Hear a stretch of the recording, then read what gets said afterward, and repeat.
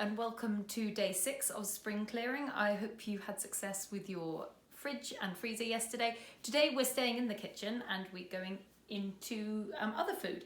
So a couple of things to think about with other food. One of the big things is the difference between best before and use by.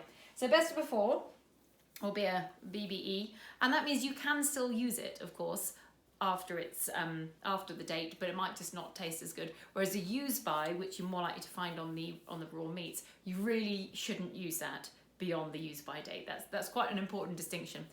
However, if you find that you have something in your cupboard which is best before, say this is best before end September 2020, but say it was best before end, where are we? April 21.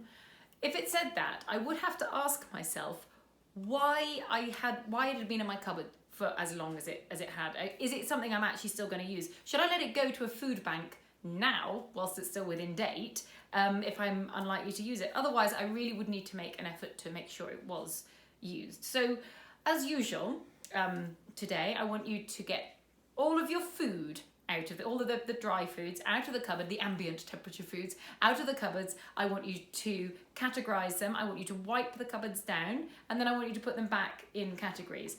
And particularly, I mean, I often find this when I'm working in people's houses, is sort of different types of food spread all over the place. My own foods, I love my cupboards. These ones actually. These are I decant.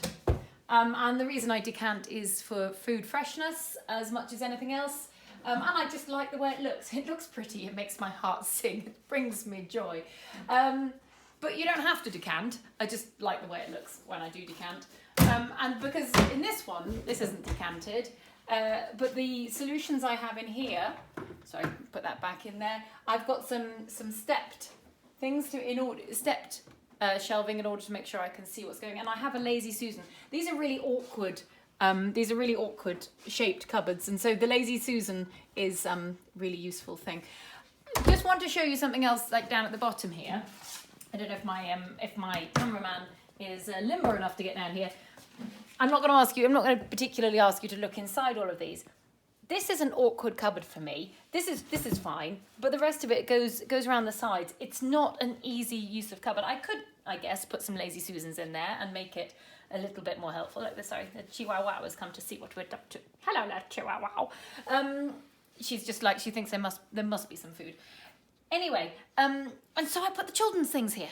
Because the children are always willing. Look, that's their snack tin. They're always willing to get down there into a snack tin, or get down there. You know, their cereals are round the side there. So if you've got awkward spaces and you've got children, don't be afraid to put the children's stuff in the awkward low spaces, because children will always go after the snacks. Good luck.